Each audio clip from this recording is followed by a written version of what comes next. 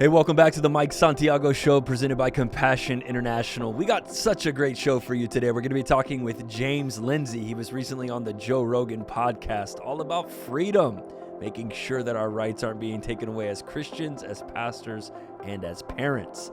Let's dive into it.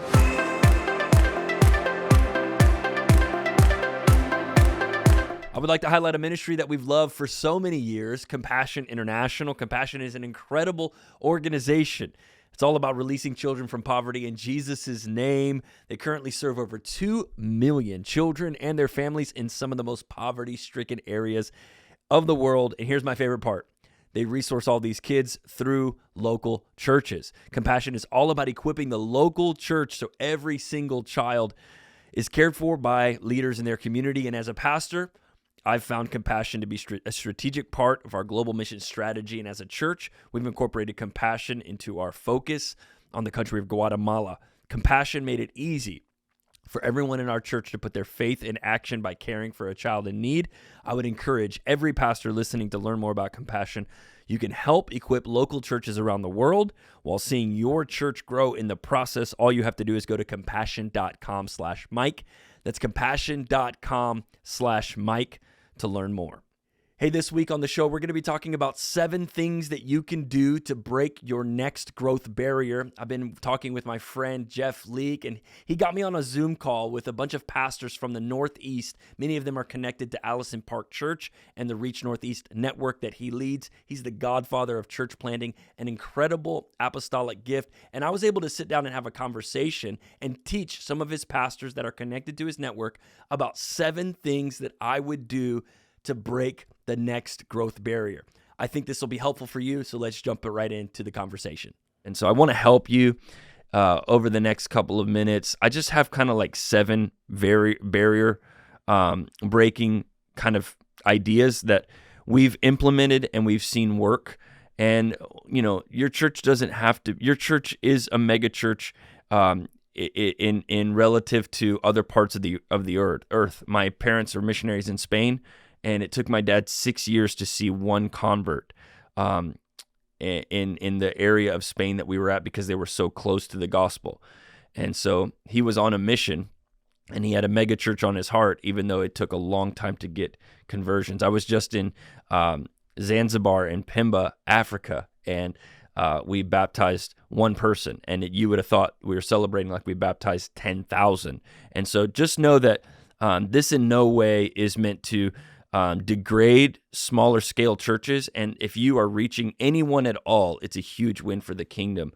But there are some things that I think if we implement, we can really see our churches and the expression of our local churches grow and increase. And the first one is just corporate convictions. We have to really, in this day and age, have corporate convictions, meaning this is what we believe, this is where we stand, this is what we do. It is election day today. I hope you've gone out and voted early or are going to leave after this to go and vote. I'm not talking about political convictions as much as I'm talking about as a church, this is what we believe our God has called us to do. We have a very clear corporate conviction. We only do 5 things at Focus Church, and we're convinced by God that this is our calling. We cannot be all things to all people, but we have 5 corporate convictions. We want people to encounter God. That's normally what happens on Sunday mornings, and so our corporate conviction is the Sunday morning service. We want people to find real relationships. That's through life groups or small groups. That's our corporate conviction that everyone should be in a life group and everyone should be discipled in a group. We believe in leaving a legacy through the next generation. So that's our 3rd corporate conviction. We believe in leaving a legacy. We want everyone here.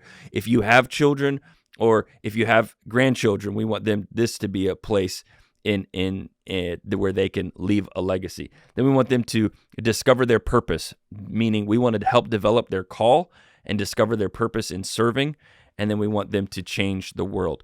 That might be familiar to some if you've ever seen kind of the Church of the Highlands model or the ARC model, but those are our 5 corporate convictions, and then we don't deviate from those 5 things. So I'll get asked all the time, when is the private school coming? And I'll say, we're not doing a private school. It just doesn't fall under our corporate convictions. It makes it easier for me to say no to certain ideas that come across my desk. When are we going to start the food pantry? I tell them, well, for us, we don't do food pantries. We're going to partner with local food pantries instead of doing them ourselves, because we do 5 things, and those are the only 5 things that we do. Those convictions might change, but they haven't changed over the past 10 years, and we do very little around here. And what I found is the less that we do, the more excellent the things that we do can be. So corporate convictions is the first one. The next one is clear pathways. So corporate convictions, clear pathways. It's important that everyone that attends your church knows where to go. What do I do next? I was recently visiting a church, and this guy it was so good. It was a great service, but not one time did they acknowledge anyone that was there for the first time. Not one time did he introduce himself for people who might not know who he was. Not one time did they mention some sort of connect card or like next steps process or a newcomer's lunch or a coffee with the pastor. We do party with the pastor here. I really think that people want to be led. They want to be told what to do. They need direction. And so to have a whole worship service without a clear pathway, so not only in discipleship, which I think is important, salvation, baptism, follow-up, all of those things, but even just like, how do I get involved? What's my next step? And so there's really something powerful when you begin to present a single next step or a very clear pathway. Clear pathways for us mean we always promote the little connection card. We call it the U card because it has the word U at the very top, but the purple U card every Sunday, we want you to turn that in. We treat that like better than the offering. I don't ask what the offering was. I don't ask what the attendance was. I ask how many U cards were turned in, because I know that that's the currency of the kingdom for us, is creating a clear pathway for people to take their next step. I always introduce myself every Sunday, even if I know there's no guest in the building. I just say, hey, my name is Mike, if we haven't had a chance to meet yet. What am I doing? I'm creating a culture that expects guests to be there. In the mind of the good old seasoned saint that has, sat in the same chair for many years, I'm creating in their mind, pastor's introducing himself because he expects for people to not, everyone in the room not to know who he is. And so creating clear pathways is a great way to start breaking growth barriers. We have Party with the Pastor on the first Sunday of every month, rain or shine.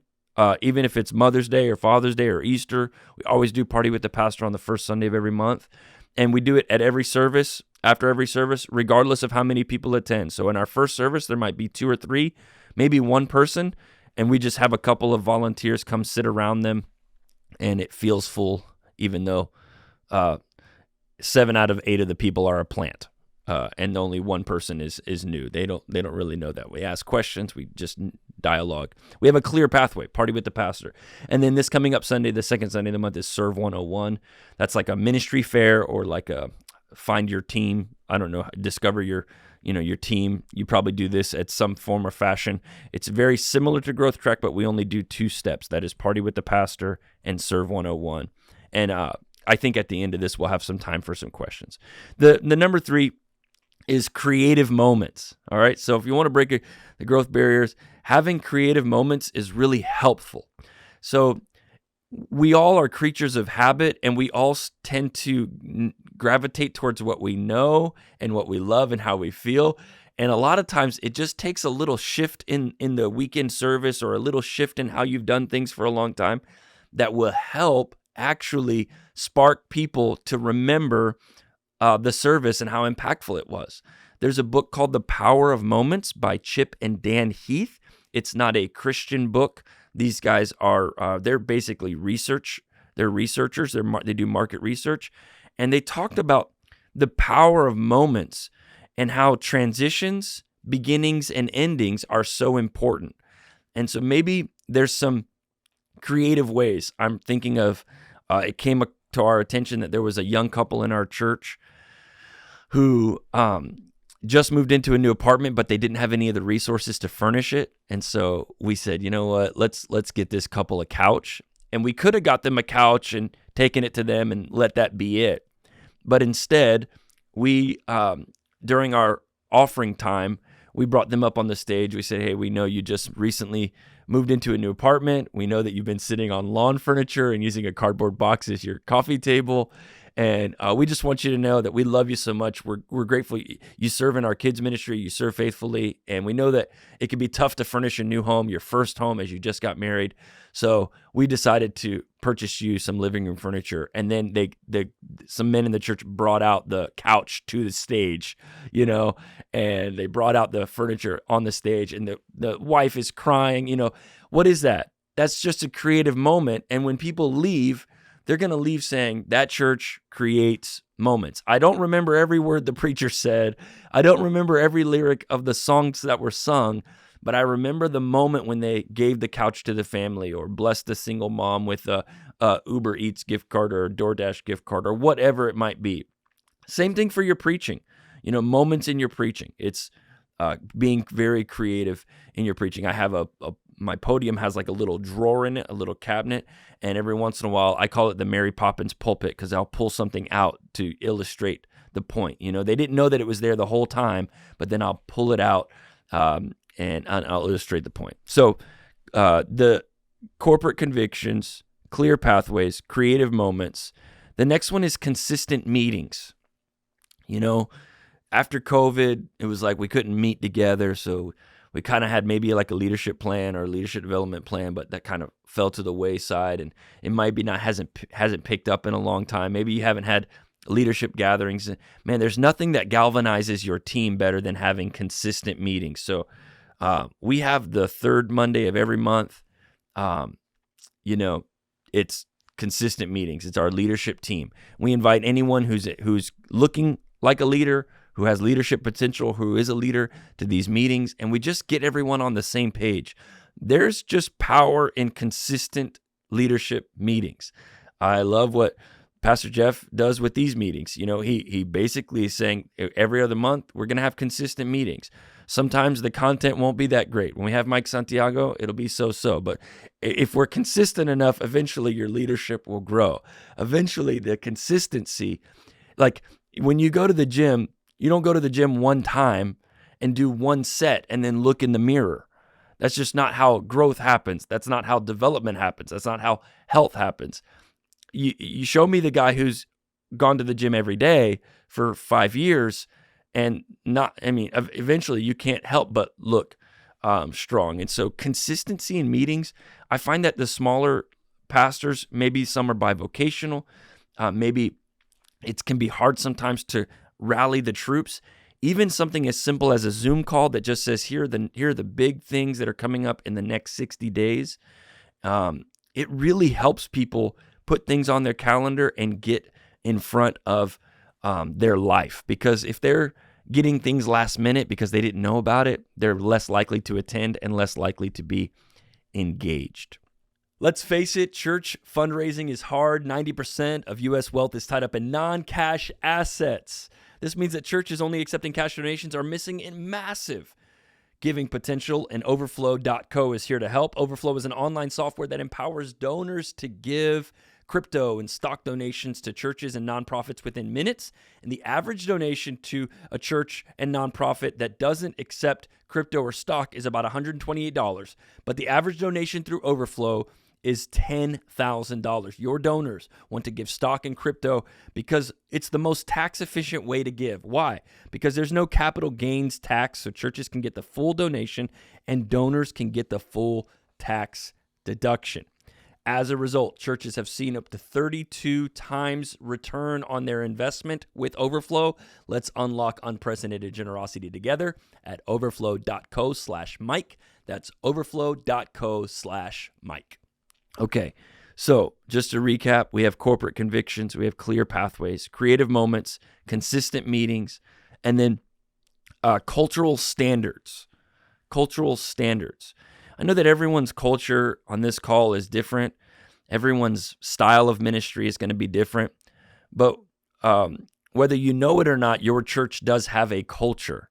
And you are allowing things that are cultural standards. So if I'm just going to give an example that would be kind of vague. If people are always showing up late, I grew up overseas and the service says it starts at 10, but we know that it doesn't start at 10. It starts at 10:30, 10:45. So that's a cultural standard. It's like service doesn't start at 10, even though our website says it starts at 10. It actually starts at 10:30, 10:45. There are probably some things in your organization that if you were to audit, you've probably allowed to slip, and what you tolerate actually becomes the cultural standard. So if and I'm just going to make it, if not all the leaders tithe, then the standard is you don't have to tithe, but I'm just making up things, but I'm sure that you guys are auditing your own church and you say, man, if I let that person get away with that, and I need some cultural standards. So eventually what'll happen is you'll look at your organization and you'll be so dissatisfied with the culture. The people are either angry and not friendly, or the music is kind of sloppy and not tight, or even the transitions are not good, or the discipleship model is not deep and not making disciples. So you need to create some sort of cultural code or cultural standard that basically says this is who we are and this is what we do. And we have that. It's called the Focus Foundation. I'm going to drop the link to this teaching in the notes. Poor Pastor Jeff having to be the transcriber of my points. I think I can do that actually here. I have the Focus. It's called the Focus Foundation, and we basically just recite it all the time. Like, people get tired of hearing it, I'm sure, but for us, it's one of the things that we want these standards to be extremely clear to those who. I'm going to send this to everyone. Boom, and then you could pull it up if you want. So the Focus Foundation are basically, who we are culturally, who we are as a team. We are front row focused church. It means we sit in the front row. We don't let the seats fill up in the back. We fill up the front row. And if you come to our church, you'll find that everyone sits in the front row, and it's better for preaching engagement, better for camera angles. Doesn't look like, you ever seen a camera angle and it's like it was a good service, but because the camera only catches the first two rows, it looked like there was no one else in there. So it's better for people's paying attention and everything else. We're active in evangelism. These are just our cultural code. We don't wait for the lost people to come to us. We go to them. We're bold in generosity. We're excellent in execution. We're clear in communication. We're serious about stories. We're focused on the future, and we are overwhelming in hospitality, and we are feedback freaks. That's just kind of like our code that we've established that actually gives cultural standards. So when someone isn't hospitable, we say, hey, we're overwhelming in hospitality around here. When someone's not giving, I say, hey, we're bold in generosity around here. When someone's not bringing their lost friend to church, I say, hey, we're active in evangelism, And so those are just some of the foundational things that we do. The next thing is constant communication. This kind of comes into play when really with the internet these days. It's like the lifespan of a post or the lifespan of a church Instagram is like 15 minutes. And so it's a drag. Trust me, it's terrible. Our forefathers did not have to be social media influencers. My dad doesn't know what it's like to have to lead a church and be on Monday through Friday developing content. They used to have to do Sunday morning and Sunday night and Wednesday night services. I don't know if y'all grew up in church like I grew up in church. I grew up in church 9 months before I was born. I was in church. So I used to eat the body of Jesus after church on Communion Sunday while my parents were, and then I would drink his blood to wash it down. That's kind of how much I've been in church. I've taken more communion with unholy hands than I have with holy hands. And so my dad used to have to preach Sunday morning, Sunday night, Wednesday night. Well, now they're like, well, you guys only got one service a week or two services a week. That's really not true. We're having to create content almost daily just to stay in front of our people because they're getting bombarded by so much information. And so constant communication will help break the growth barrier. Audit your website. See if there's like Is there a Mother's Day graphic still on there from last year? You want to try to keep it as fresh and as relevant as possible. I'm not asking for all of you to become Mr. Beast YouTubers. I'm not asking for you guys to become, Twitch gamers that have millions of subscribers. But one thing I do know is that most of our world is on this thing right here. They're on their phone. They're constantly on their phone. And so texting and Instagram and Facebook, it's like a necessary evil, and it's where people are at.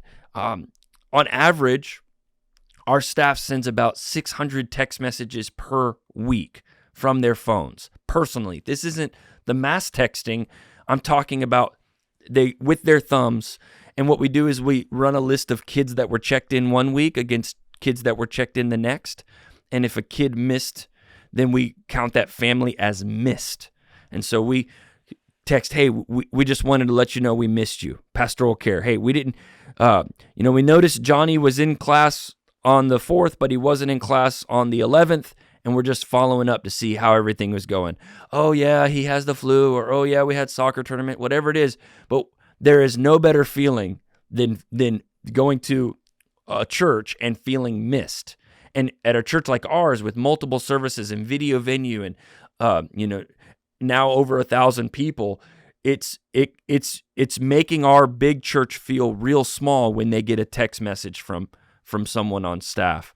There's no better feeling that we have a "We Missed You" card that we write. We'll write these cards and it says, "Church wasn't the same without you." And the U is missing in church. So it's like CHRCH wasn't the same without the letter U, cheesy. But I've gone to people's houses and I've seen the "We Missed You" cards on their refrigerators. I've seen these handwritten notes on their fridge because it means so much to them. So you got to keep a pulse on, it's like the days of like, hey, I'll see you next Sunday and not communicating with them during the week. Those are long gone. People expect and demand constant communication. And then the last thing is compelling stories. Donald Miller wrote this book called Story Brand, and he talks a lot about telling stories. It's the most powerful thing when you stop doing announcements and start telling stories. If you want to raise capital, raise funds for a building, telling stories is the way to go. It's one thing to say, we want to reach people who don't know Jesus.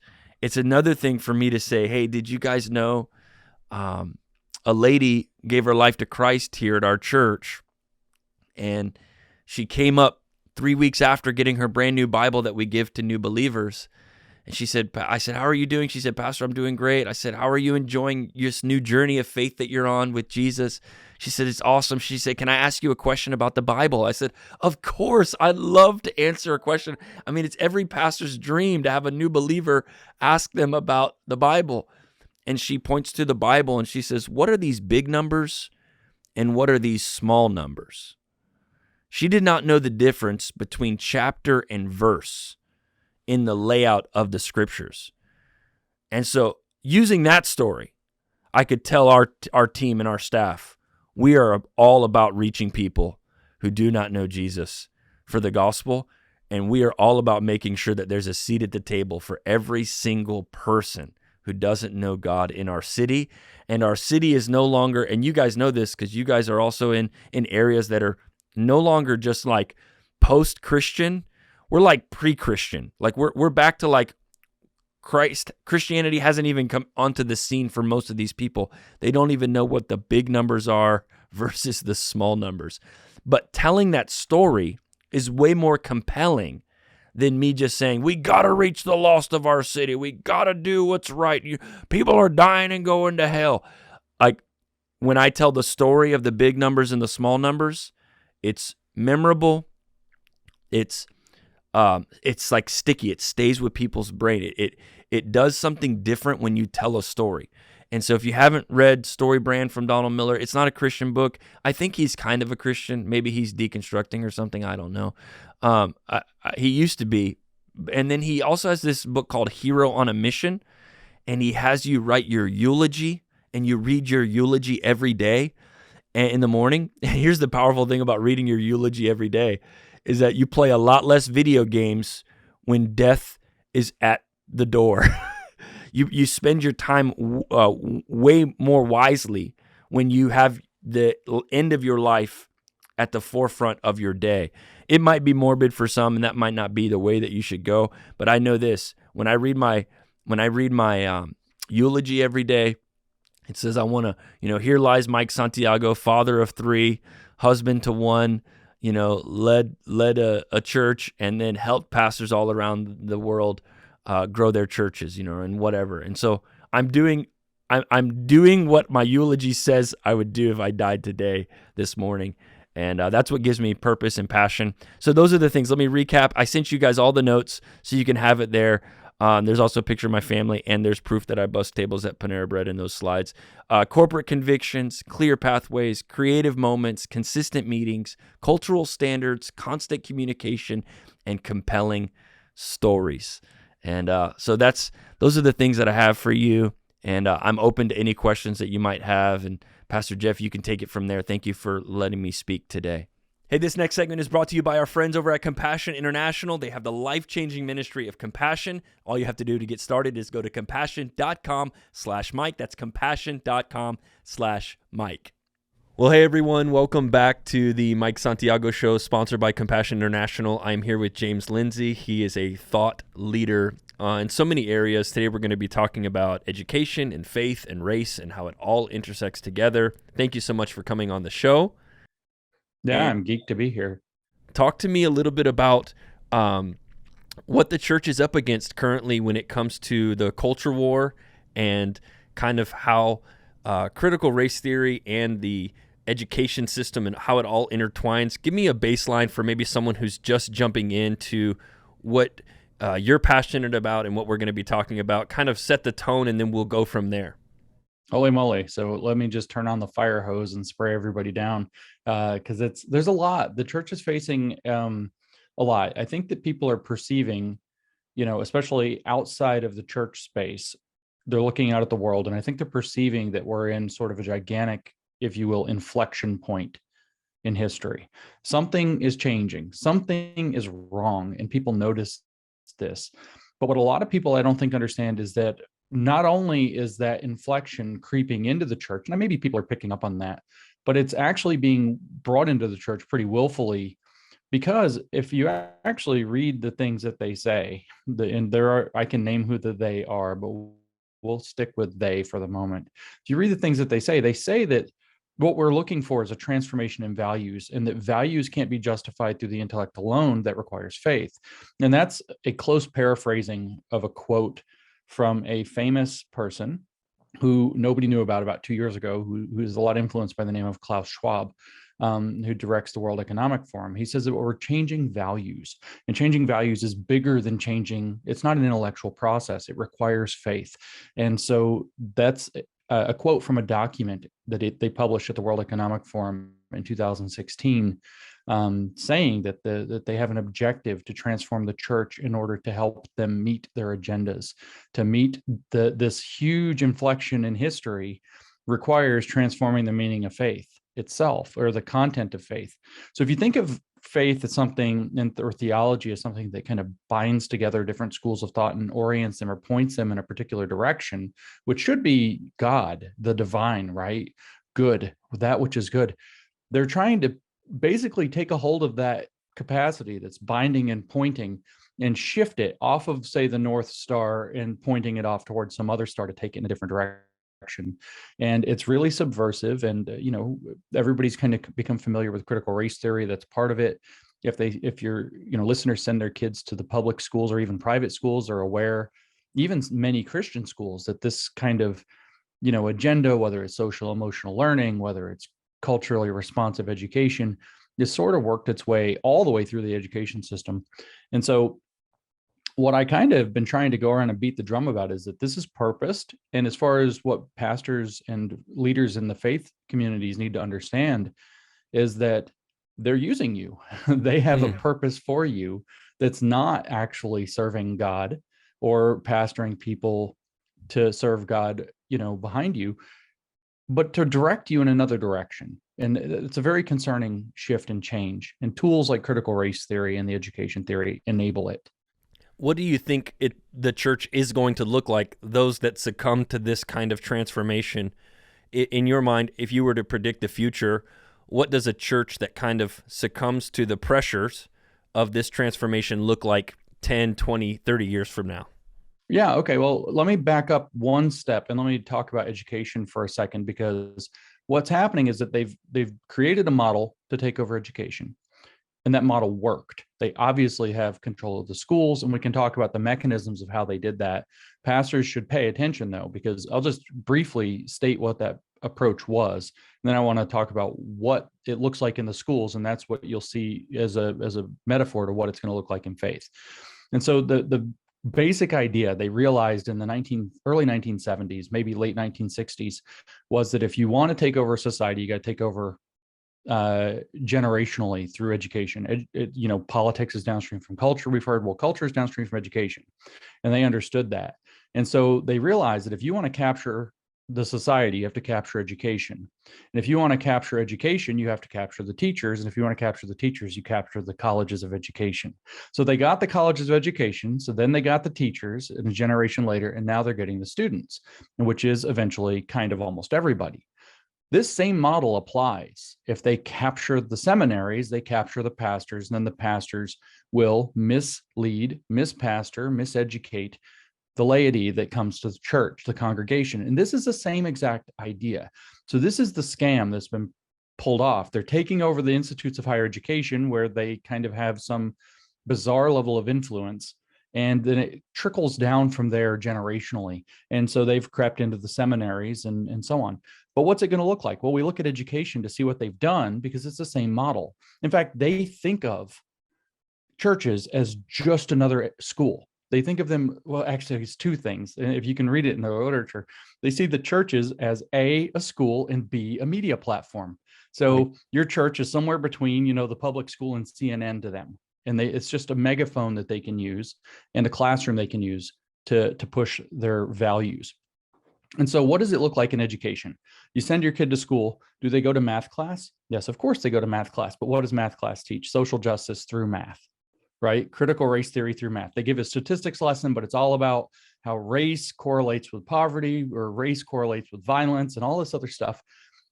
And then they have a race lesson posing as a math lesson. What do they have in science class? Same thing. They have a race lesson posing as a science lesson. What are they doing in history class? 1619 project. They have a race lesson posing as a history lesson. And on it goes. What do they have in reading? Same thing. They're going to read stories about this. They're going to have a drag queen come in and read a story. So now it's a sexuality lesson posing as a reading lesson. So what you're going to see in faith is the same thing. You're going to have your church, and maybe it's Catholic, maybe it's Protestant, maybe it's Muslim, maybe it's Jewish. It doesn't matter to them. Okay. And maybe we could get more granular. Maybe you're Calvinist, maybe Presbyterian, maybe you're Baptist. Right. It doesn't matter to them. And in fact, this one guy, Paulo Freire, writing about how schools and churches are the same in the 80s, the same thing, and that they have the same duties put on them, actually says, we don't care if you're Catholic or Protestant. We don't care. All we care is that whether or not you have critical consciousness, whether or not you're a liberation theologian. Have you taken up a liberation theology? And so what they'll do is, you're going to have your church, and if it's Catholic, it's going to look like Mass. If it's Protestant, it's going to look like the normal worship service. If it's, Muslim, it's going to look like, their religious service. The same with the Jews in the synagogues. It's going to look on the outside like the thing, but what it's actually going to be doing is delivering a message that's either going to be social justice, or their new, which is inclusivity. Inclusion is their big idea, or their other big idea is sustainability. The idea is to make, these sustainable development goals of the United Nations, or the ESG sustainable goals of the World Economic Forum.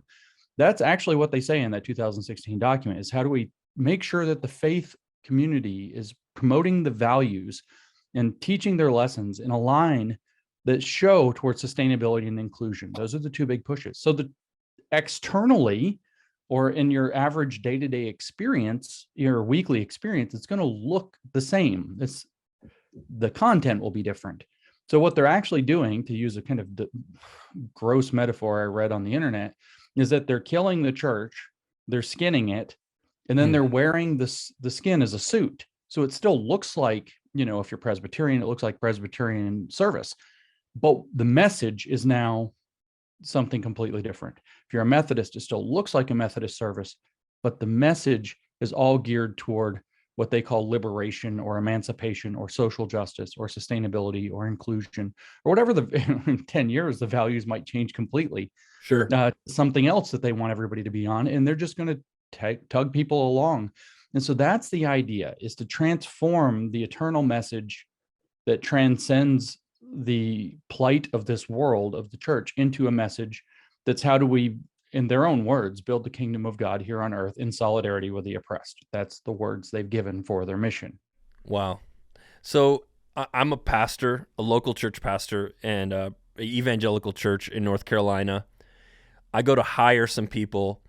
What kind of questions should I be asking to help maybe filter through some of the ideology that might come through new hires that are younger, coming out of college? A lot of guys that are listening, or gals that are listening, are always looking for new talent, but we want to make sure that their values are aligned with our values.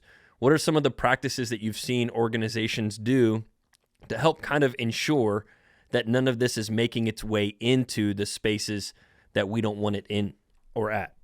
Yeah, that's so hard. Actually, it's very, very hard. You can actually, in this situation though, a year and a half ago, you had to be a little bit more subtle. You can actually ask quite directly now. Nice. Kind of the cat's out of the bag quite a bit. So you can ask, what do you think about critical race theory? Do you think, that it offers a helpful perspective to understanding race? Do you think that racism is a structural phenomenon, or is it a matter of the individual? Is it a matter of sin, within the individual? How do you see these things playing out? If somebody were to come and say this church is too white, or it doesn't take into account enough about gender, what do you think the appropriate response would be to that? And basically, you've got to follow your own faith. But if they start giving you the kind of structural answer, like you got to bend over backwards to answer this, you're already entering into the extortion racket. Right? Because that's the game. They're looking for people who will try to do it, right? You say, well, this church is too white. Well, let's find some black leadership. Let's go find some Hispanics and bring them in, or whatever, Right. And then you go looking, and it's like, I'm trying, man. I can't find what you're asking for. And then the activist is still saying, well, we want more, we want more, we want more, we want more. And you have entered into an extortion racket where if you aren't trying hard enough, they blow you up with public relations. They accuse you of racism. They accuse you of whatever else.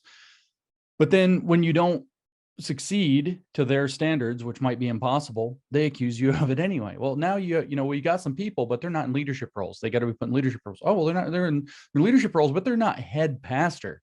Why don't you step down, pastor? And what you see is this kind of thing that once you let it in, it's a little bit like a vampire, right? Like the myth of the vampire, or the legend is a vampire like can't get you. It can't come into your house unless you invite it in. But then once it does, that's it. You're going to get bit. And then you turn into a vampire too. It's sort of like that. And so you got to ask questions. I think at this point, we're fortunate that we can start asking them quite bluntly. But really, the question is, do you think that the church should be geared toward traditional values, or should it be transforming with the world is the essence? Right. Should we be trying to keep up with the world to attract people, or should we be offering the timeless message of the gospel to give people an anchor that they can, always fall back on, which isn't really aligned with the social justice message? That's another question for pastors to ask. Do you think that the gospel is like a left-wing project, or something like that? Do you think that it is an indication that we should be socialists? Because a lot of people think it is. The liberation theology people do think it is. They think that Christ's message was specifically, a message of socialism, the tending to the poor, the widows, the orphans, etc. So those are questions you can use to see if their theology has been kind of screwed up. Because if their theology is screwed up, they're going to come in as pastors and they're going to pastor in a way. And I don't want to, most of the people doing this aren't bad people. Right. They're good people who have no idea. I mean, as I love talking to Christians because I can just get really clear with it. It's like, what is the devil, right? He's the deceiver. the people are many people, they're good people, but they've been deceived. This is Right. how heresies creep in, is people get deceived. They think, well, this is a new way to think about it. This is a new way to think about love thy neighbor. This is an important message. And then they run with it, and they think because it resonated with them and it'll resonate with other people. And then, anything to win souls or whatever else. And it's so dangerous. It's so dangerous. You've got to have this is the key value. You could even ask this question: what do you think is the role of discernment given the culture war? How do you Right. discern? How do you separate? Yeah. That's a key question, because discernment is really, most of the time in our lives, we've been fortunate to not need a lot of it. Right. We are not in those times right now. We Right. need a lot of discernment. Totally. Well, that's super helpful, because I know a lot of our audience, we're all battling this because of the structure of our organization, and love thy neighbor being one of the things that gets like grossly promoted as the primary value, when it's really like love God. It should be the primary value and promote the gospel. That's the way Jesus put it, is it not? Right. The first and greatest commandment is love the Lord thy God Right. above all else, and then love thy neighbor as thyself Yes. second. Right. So in other I words, guess get yourself right. It's just like it's stupid to even bring this like little metaphor up, but pastors love these things. So it's like on the airplane, you have to put your own mask on before you help your neighbor, right? Totally. So you have to get squared up first. You've got to make sure your discernment is good, your theology is good, that you're clear before you start trying to reach out past that. And I think that's really important right now. I think it's just so important right now. Do you have some examples of people that you've seen do this well? And what are they doing? Are they preaching from a pulpit or speaking at a mass, or publicly declaring this on social?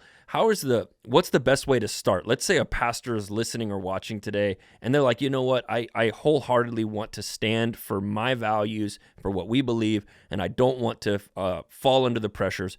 Where does someone start? And they're afraid to get canceled. They're afraid of the bottomless pit, which is this ideology. It's like never good enough, Where does someone start when it comes to leading an organization or preaching or pastoring a church? Yeah, sure. I mean, I think that actually, and this is a surprising answer because everybody wants to stand, right, is that people are going to have to start looking for connection to other people that have that kind of based, as they say, the kids are saying, that based attitude where they're not getting pushed around or confused.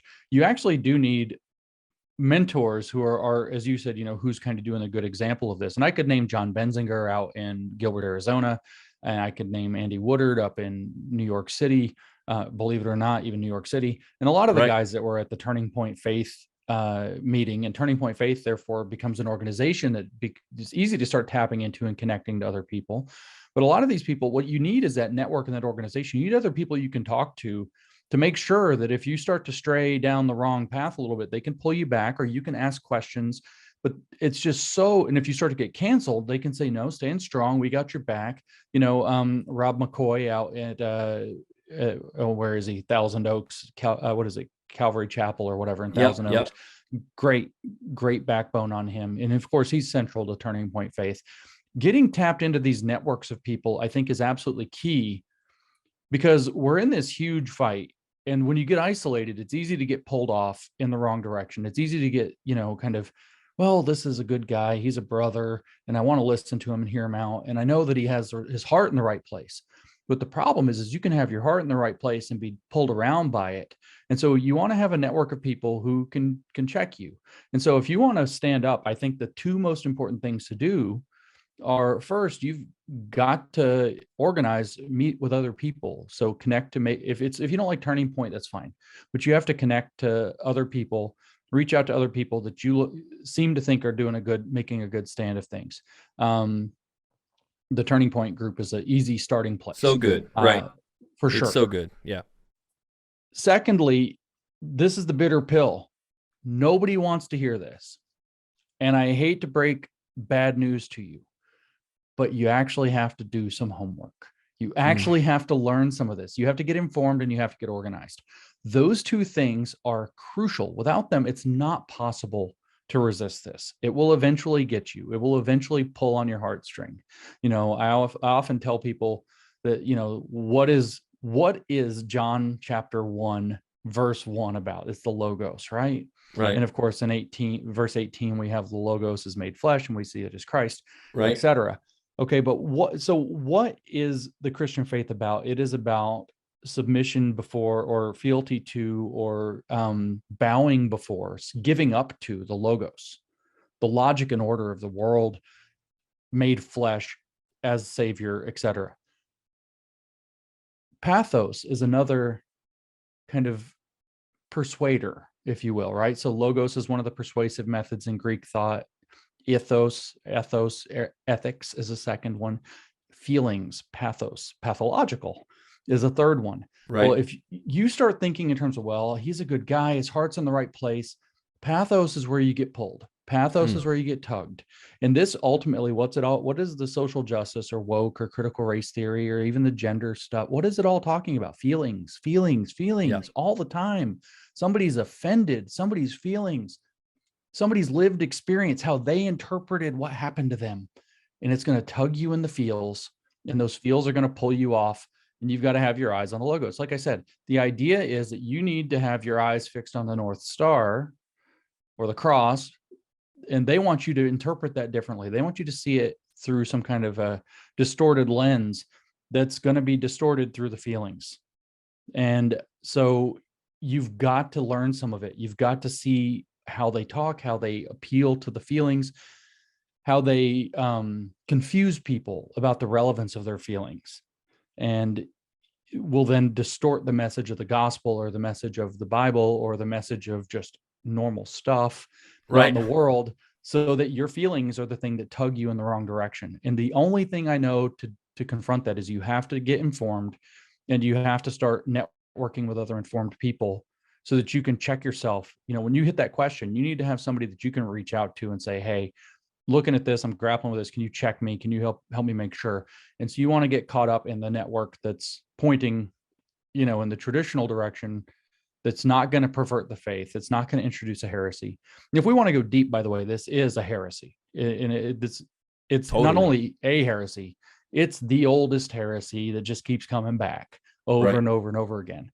Hey, I know that digital marketing is hard. Let's be honest, you're not great at it. Neither is your youth pastor, just because he can do a couple of graphic designs. And you shouldn't have to worry about it, because our friends at TheRocket.Media will help you grow your church. They can help you get more first-time guests each week through Google Ads. They help market your big weekends like Christmas, Easter on Facebook and Instagram. They have invited over 25 million people to church using Google Ads alone, and they just helped launch our third location, the South Campus, with over 400 people. So why don't you set up a free consultation right now? Just go to TheRocket.Media/church. That's TheRocket.Media/church. Mention the podcast when you sign up. You'll get some free AirPods. How about that? Thanks so much to Rocket Media for being a great sponsor. I come from a charismatic background, so we're Pentecostal in our expression. We would even say it's demonic in the sense of where it's evil, manifesting itself, in a lot of ways, where we're just sure. I mean, evil. There's nothing wrong with that expression, because I mean, I don't want to if we want to spend some time, we can go deep into it. But I was actually just speaking with a friend of mine about this by text right before I got on this Zoom, and the fact of the matter is that this is rooted in the old heresies of Gnosticism and Hermeticism, which are both identifiable as demonic forms, kind of from that charismatic perspective. And the reason that they can be identified as satanic or demonic, it makes total sense. I don't know if you or your listeners would know that the old Hermetic religions, these are the old mystery religions from Egypt, actually have a Trinity. And the Trinity is composed of the unbegotten, the self-begotten, and the begotten forms. And you can see how those parallel with the Father, the Son, and the Holy Spirit. The Holy Spirit is the begotten form in the world, the self-begotten Son, and the unbegotten Father. And so you can see how it parallels. But the thing is in the Hermetic belief, man is supposed to ascend himself to the level of the self-begotten, to the level of Christ. So man is to make himself not as God, but as Christ, and thus save himself. And so the whole thing kind of boils down to that. If you look at, say, for example, Marxism, I'll give you two examples of this. And what does Marxism say? Well, Marx, if you read Karl Marx's economic and philosophic manuscript, he says that Communism is the positive transcendence of private property, and thus the end of this of man's self-estrangement, right? So man has estranged himself from himself. And he goes on to say that this is how you remember your true human nature, which is your social nature. Man was created to be social, and you can become conscious of the way man was intended to be, which is a socialist. So you can catch a glimpse of yourself in the mind of God, and then you can recreate yourself. You can recreate man as he was meant to be. And that's what the Marxist process of humanizing humanity is about. That's what he calls it, is humanizing. Why is it humanizing? Because you are seeing yourself as he believes you are in the mind of God, and then you're creating yourself through eugenics or whatever other messed up programs that they have, brainwashing, to be the person that you were supposed to be. This becomes really corporeal when we go to the trans movement, which is just a derivative of the same line of thought. Right. What's going on there? Think about how easy it is to see it there. They were born, they were a baby, some doctor came along, assigned them a sex at birth. Everybody reifies that for them. They say, well, you're a boy, so you have to do boy things. You're a girl, so you have to wear a dress, whatever. And they reify gender for them. They make it real for them. But their soul, who they really are inside spiritually, was misassigned. They weren't actually a boy or a girl. They were misassigned at birth. And then society forced them into this prison of being of the wrong sex and gender. So what do? They catch an image of themselves as they were intended to be in the mind of God, in the intellect, in the self-begotten form, which is actually what the intellect or the mind of God is. It's the self-begotten level. They catch their image. They see themselves as they were meant to be. And then what do? They transform their external body, their corporeal form, their bodily form, to be an approximation of what their spirit says they're supposed to be. That's a demonic rite of transformation to the level of the self-begotten in an old heretical religion that keeps latching on to Christianity. It's latched on to Judaism. It's latched on to Muslim or to Islam at different points. It latches on to these other religions and creates these kind of toxic, literally kind of wizardry, like magic spells, heresies. This is the same thing. This is literally the same thing. So this is why discernment is so important, because this is an easy road to start slipping down, and then it becomes self-referential and self-fulfilling. And the next thing you're counseling some poor, autistic 9-year-old that's a son of somebody in your church that maybe he really is a girl, and maybe he needs to go consult a doctor about, chopping his stuff off. You can get in a bunch of trouble real fast, right, by following that pathway too far. Because coming from your charismatic perspective, you have to understand that the deceiver and the demonic forces are not to be underestimated. They're not right. They're evil and they're going to lose or whatever else, but they're not to be underestimated in our lives. This stuff's subtle and seductive. It's dangerous. And this is why that discernment and that ability to network are so, so important. Do you think that they crash and burn, eat themselves? Do they cannibalize this thing because they take it too far eventually? Or will this kind of continue forcefully onward and it will always be this way? It will be normalized for my kids and their kids? Or do you think eventually it just blows up in their faces? So this is a complicated answer I have to give. I think it has already blown up in their faces.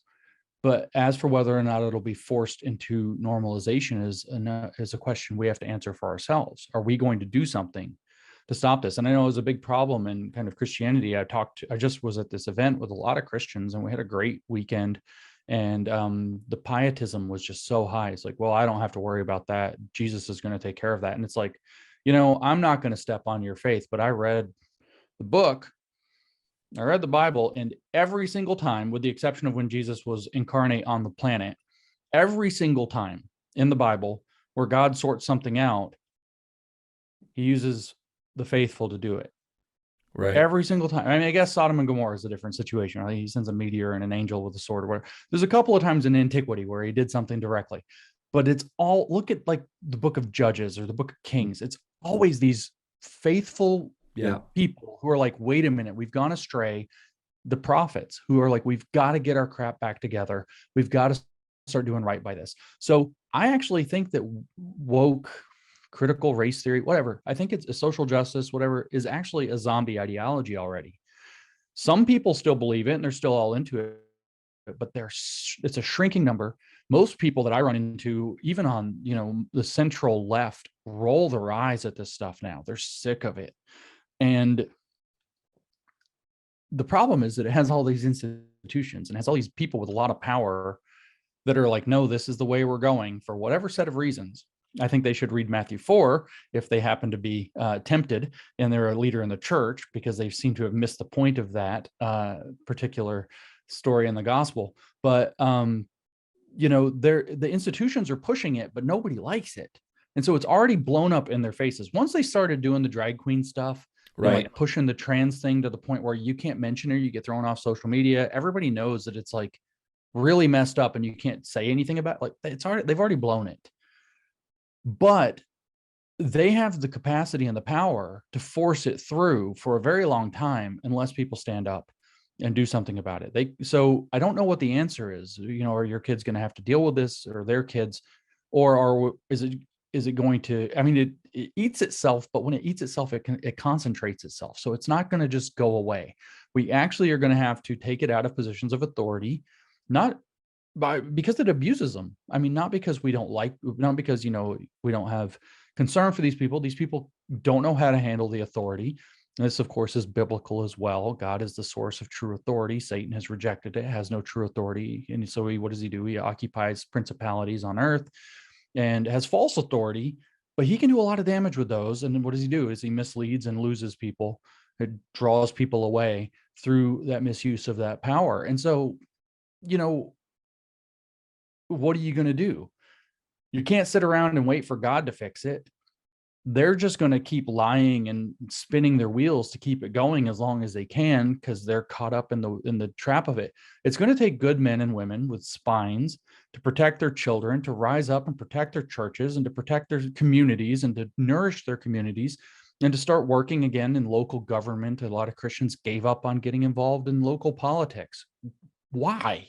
Right. Get on city council, get on the school board, go and bring virtues and values that are good for everybody, that are oriented toward truth and goodness and beauty back into the public square. And there's a unique opportunity that pastors can bring, because Christianity is 2,000 years old. That's a deep taproot into successful cultures that they have to bring to the table. Whereas, with the woke stuff, how old is that? Like 5 minutes? Like their politics are like, literally they invented them in like 2019.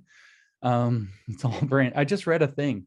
So NPR, social emotional learning, is the new hot thing in the schools. They said, well, it's been part of what we've done in public school since the beginning. And it's like bull crap. It was invented in 1994. What are you talking about?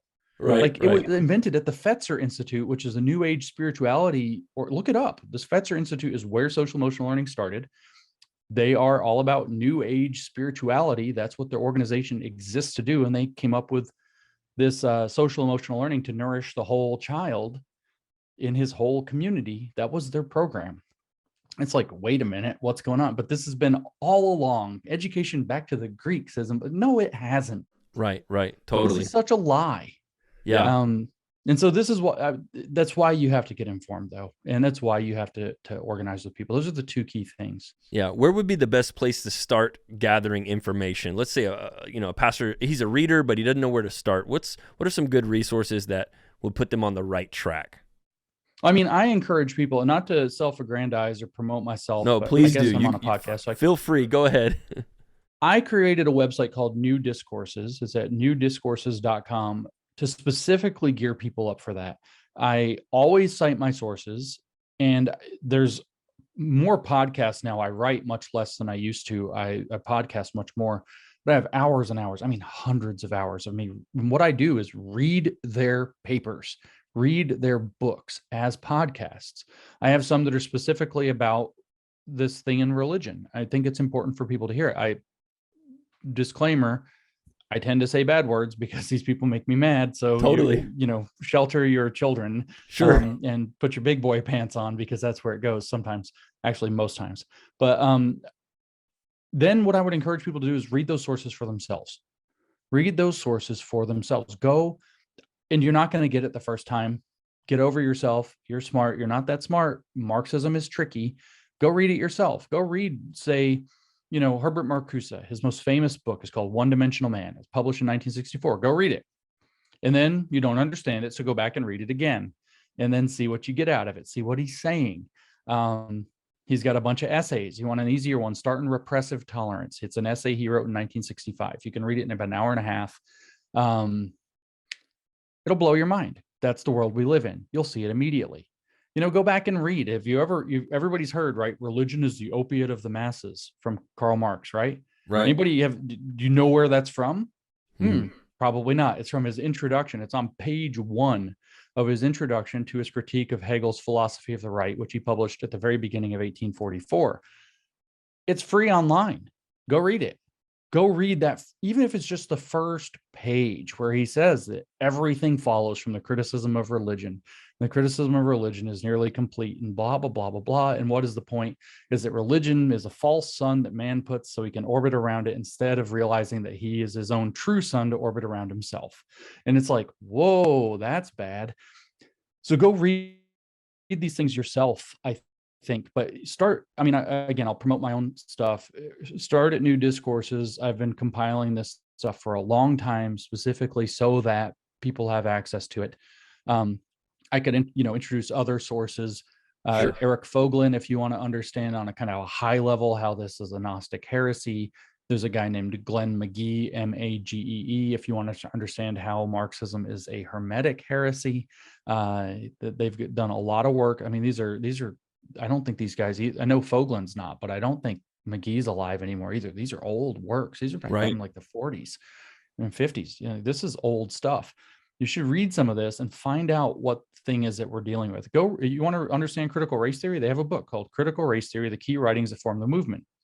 It's long, it's gigantic. Right. The book is red. They jokingly call it the Big Red Book because they're Maoists, and you should read it. It'll take you a long time. It's 600 pages long. But the introduction is like 35, 40 pages. It's a 3-hour read. It's not terribly difficult. And they will tell that introduction to the key writings that form the movement. So critical race theory, the key writings that form the movement, tells you everything you need to know about critical race theory. It tells you the history, tells you how it actually thinks. It tells you enough to be sure that it's Marxist. Read it yourself. If that's too hard for you, start with Critical Race Theory and Introduction, which is by Richard Delgado and Gene Stefanchik. It was written at the high school level. You can read it. It's only 180 pages or so. Doesn't take that long, 4 or 5 hours. You read the whole book. Jaw pick up off the floor, right? Read it again, see what you get. That's what I encourage people to do. I don't encourage people to read about it. I mean, I produce materials of that kind. I encourage people to go read it. Right. Get to the middleman. Right. Yeah. Okay. And then, you probably want to purify your mind by reading some logically based stuff. So probably pick up, obviously, the Bible and the gospel, but pick up C.S. Lewis, pick up G.K. Chesterton. I know he's a Catholic and everybody's like, but pick them up and read them. These guys had a square, it's pretty clear. Chesterton, you don't have to agree with his theology to understand. He had a square understanding of a lot of this stuff. Super solid. Super solid. So go read some of that stuff. Get a little conversant in it. If you want to understand the gender theory, go read the gender theorists. It's not scary. It's just you won't believe the things they actually wrote down. It's actually shocking that they're like, I have it all the time. I can't believe they wrote this down. They thought it was a good idea to write this. Wow. Tell me about what it was like to be on Joe Rogan as we wrap up. I know that it's not every day that I get to talk to someone or have someone on the show who's been at that kind of level of influence and impact. What was it like being on the show? I'm sure you get asked all the time, but I do. Give me a little bit of insight as to how that experience was. Okay, so people ask me all the time. I mean, what you see is what you get, both with the show and with Joe. Joe on the show and Joe off the show are identical people, as far as I can tell. He's not putting on a front. He's not putting on an act. He's a genuine dude. The way that he interacts on the show, he's skeptical, he's inquisitive, he bends a little, he's pretty central, but he bends a little left. He's, seeming to eat some red pills lately. but what you see is what you get. It's a really great experience. He's a very natural, comfortable conversation to have. It kind of goes here and there. It's a little harder to like, it's not as, this has been like very focused, and we've kind of followed a niche we didn't audience. pre-plan it. We've just followed dots and stayed in one direction. Joe just kind of like, oh, let's talk about wrestling all of a sudden. So there's a little bit of that, but it's really fun. He's a great guy. He's fun to be around. He's easy to talk to. He connects really well with just about everybody, but not in a weird way. It's really what you see is what you get. It's a little weird. The first time I went on his show, no, actually the second time I went on his show, I've been on 3 times. I went on the first time I went on with somebody else. The second time I went by myself. And so it was the first time I was there alone. The response afterwards was bonkers. I got like 2-3 million views of the episode on YouTube. That was back when he was still before his Spotify deal. And that was in like the first 2 or 3 weeks. I gained followers so fast on Twitter, they suspended my account temporarily because they thought something weird was going on. Did I gain followers too fast? And I got this weird email from them about it. And like it's just unmanageable, the amount of messages I was getting. And just for weeks and weeks and weeks and weeks afterwards, the amount of messages. I'd be in the airport, like traveling somewhere, and people are like, you're on Rogan. That's pretty wild. All of a sudden to be a recognizable face or whatever. But yeah, it's a neat experience. It's fun. It's just he's just a dude. It's just like a lot of people are just dudes. Just sit down and talk to him. Have a great conversation. People get all worked up about stuff. They're just people.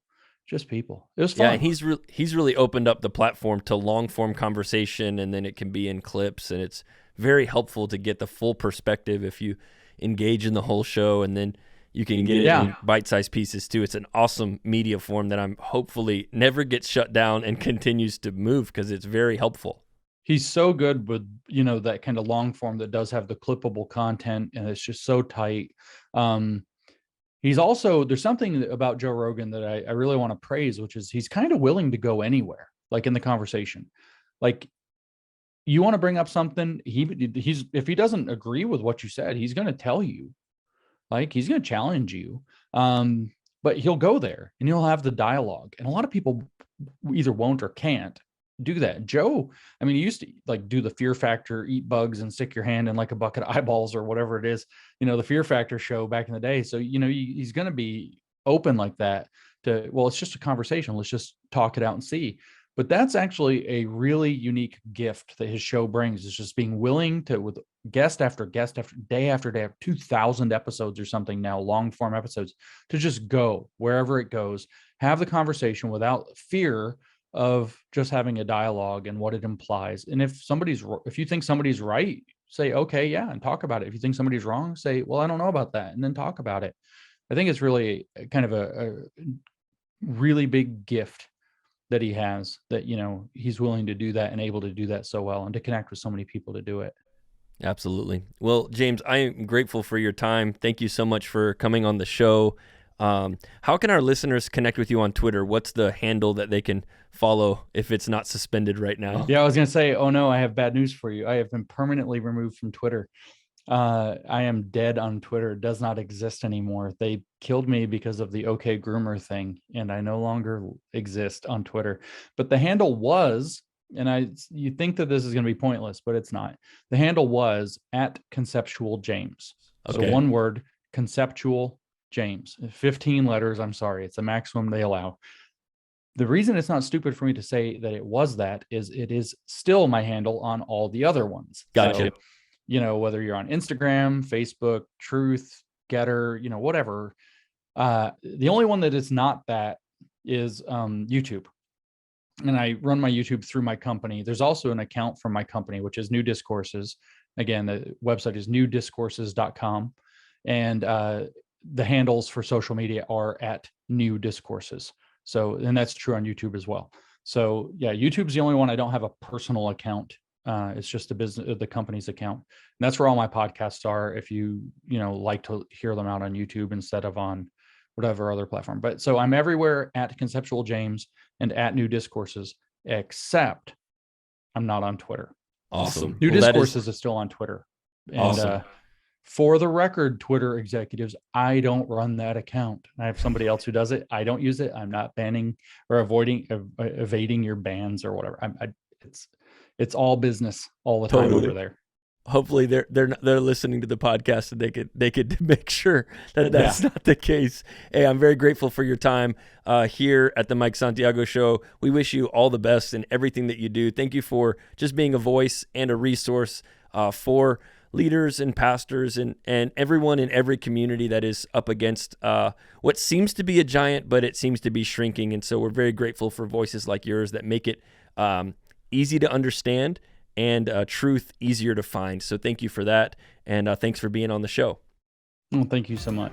Hey, did you love the show today? You can really help us out by subscribing, giving us a 5-star review, and smashing the like button. Hey, comment why you love the show, and make sure you share this show with your friends and all of those around the world. The Mike Santiago Show is produced by John Michael Sherman and TheRocket.Media, LLC.